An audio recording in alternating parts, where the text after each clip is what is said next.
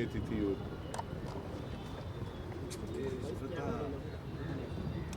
ಅವರು ಈ ದೇಶದ ಸ್ವಾತಂತ್ರ್ಯ ಬಂದ ಮೇಲೆ ಮೊದಲನೇ ಪ್ರಧಾನಿಯಾಗಿದ್ದರು. ಸುಮಾರು 17 ವರ್ಷಗಳ ಕಾಲ ದೇಶದ ಪ್ರಧಾನಮಂತ್ರಿಯಾಗಿ ದೇಶದ ಜನರ ಸೇವೆಯನ್ನು ಮಾಡಿದ್ದಾರೆ. ಅವರು 1964ನೇ ಇಸ್ವಿನಲ್ಲಿ ಮೇ ತಿಂಗಳಲ್ಲಿ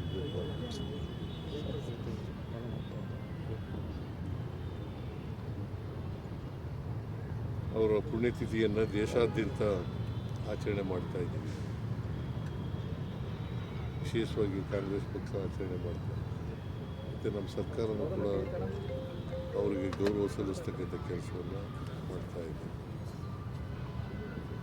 ಆಧುನಿಕ ಭಾರತದ ನಿರ್ಮಾಣದಲ್ಲಿ ನೆಹರೂರವರ ಪಾತ್ರ ಭಾಳ ದೊಡ್ಡದು ಅಂತಕ್ಕಂಥ ಮಾತುಗಳನ್ನು ಈ ಸಂದರ್ಭದಲ್ಲಿ ಹೇಳಬೇಕಾಗ್ತದೆ. ಅವರು ಸೋಷಲಿಸ್ಟ್ ಮತ್ತು ಕ್ಯಾಪಿಟಲಿಸ್ಟ್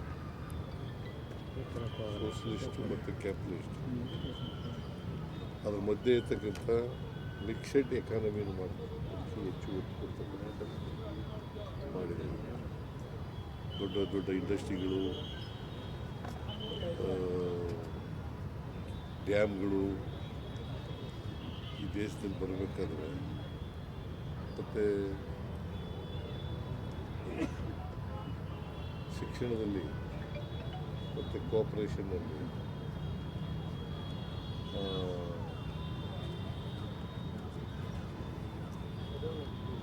ಸೈಂಟಿಫಿಕ್ ಮನೋಭಾವ ಬೆಳೀಲಿಕ್ಕೆ, ಇವತ್ತು ಇಡೀ ದೇಶದಲ್ಲಿ ಸೈಂಟಿಫಿಕ್ ಮನೋಭಾವ ಬೆಳೀಲಿಕ್ಕೆ ನೆಹರೂರವರು ಕಾರಣ ಅಂತಕ್ಕಂಥ ಮಾತುಗಳನ್ನು